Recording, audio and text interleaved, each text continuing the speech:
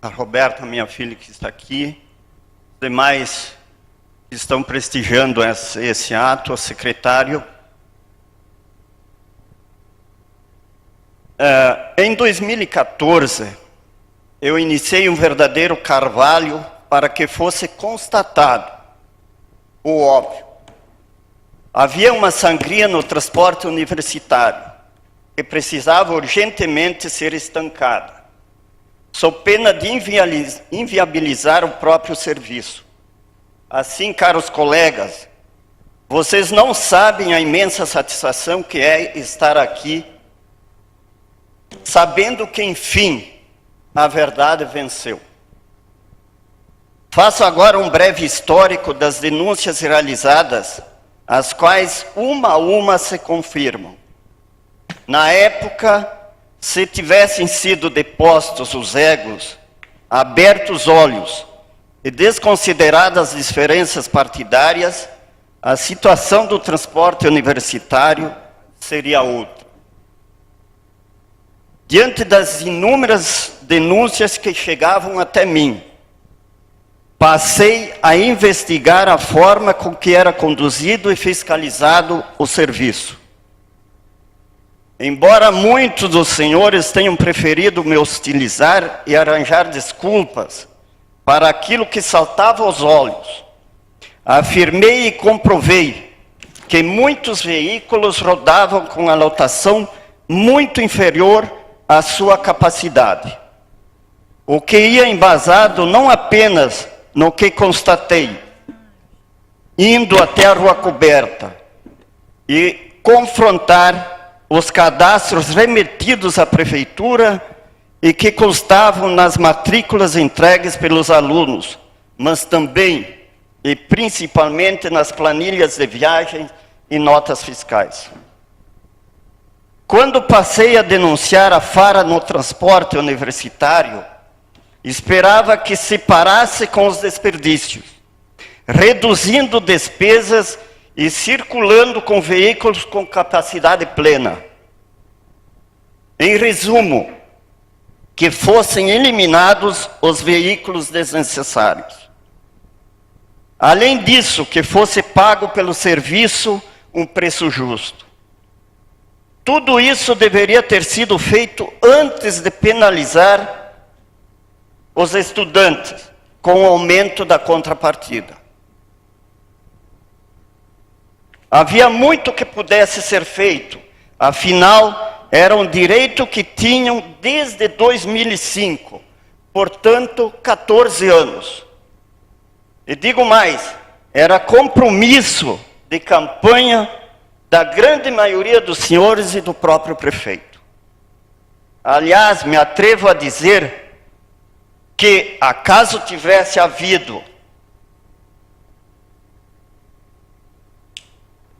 fiscalização, o valor economizado superaria em muito aquele que há de ser obtido através dos estudantes.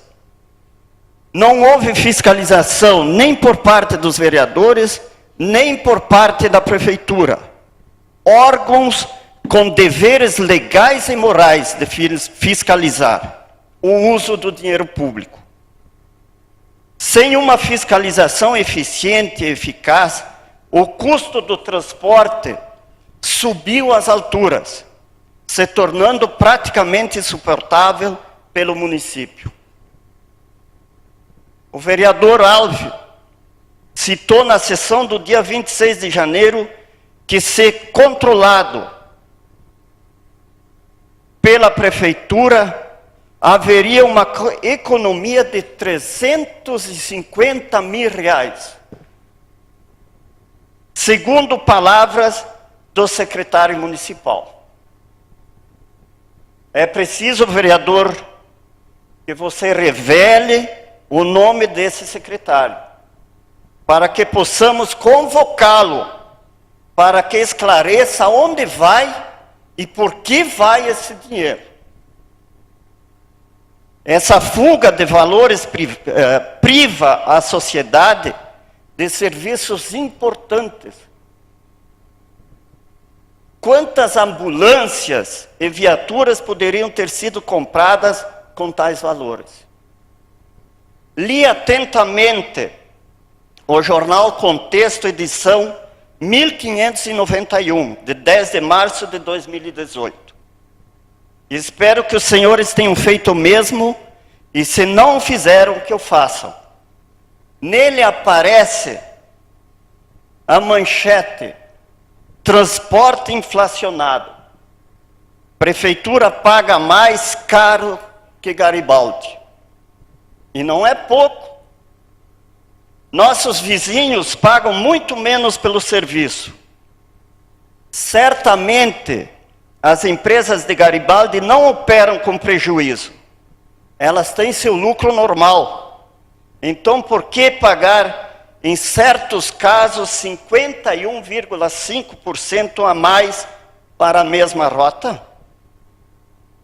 Houveram sim aumentos abusivos, se comparados com o IGPM, inclusive fazendo diferenciações absurdas entre as próprias empresas.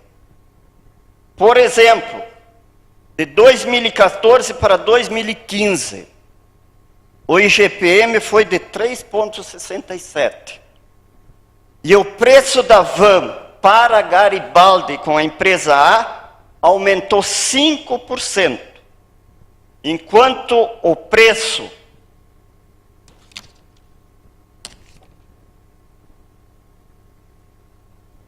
do mesmo veículo para Bento Gonçalves com a empresa B teve um aumento de 57,39%.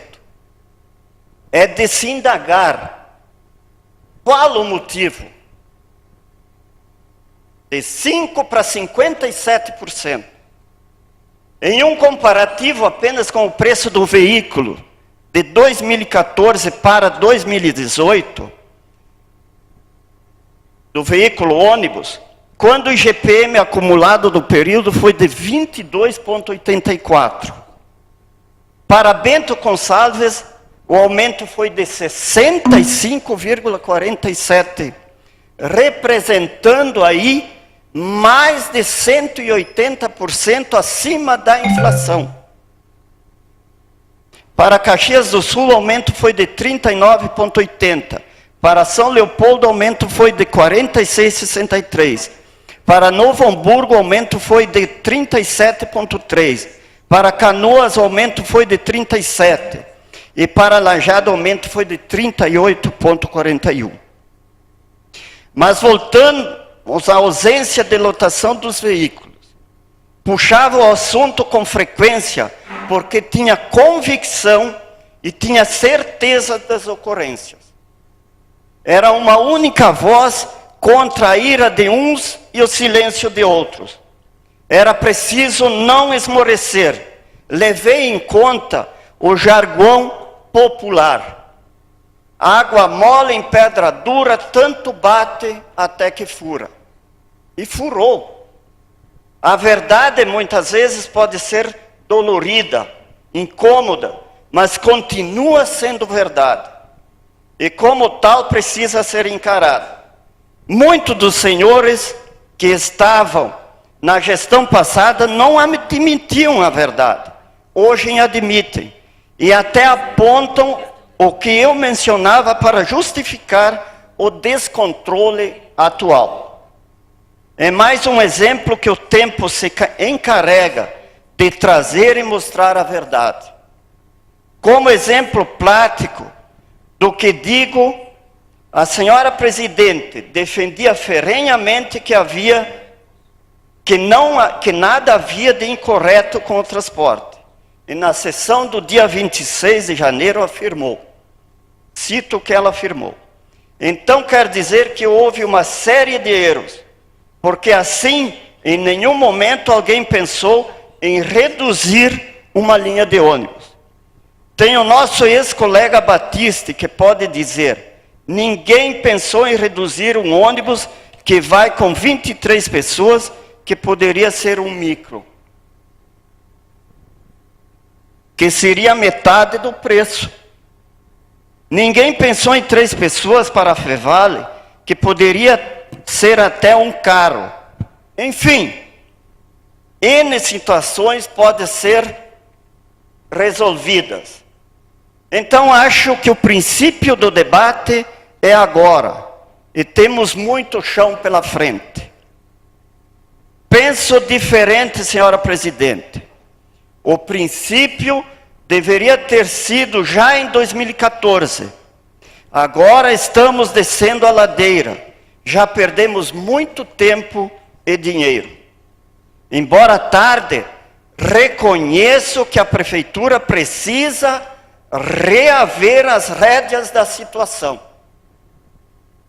Chegamos por fim em 2017. O Executivo enviou o projeto de lei 104, votado por unanimidade, sem questionamentos, sem debate, sem aprofundamento necessário, visto impactar diretamente a vida dos estudantes e seus familiares.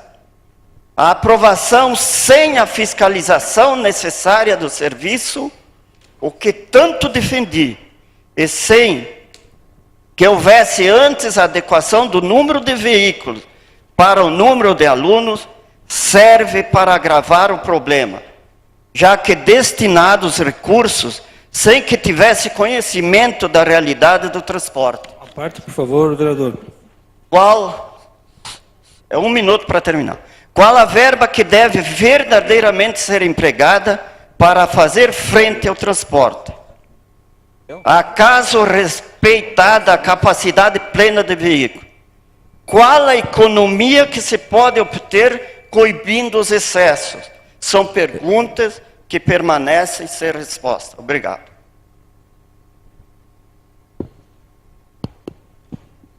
Temos mais uso da tribuna? Não?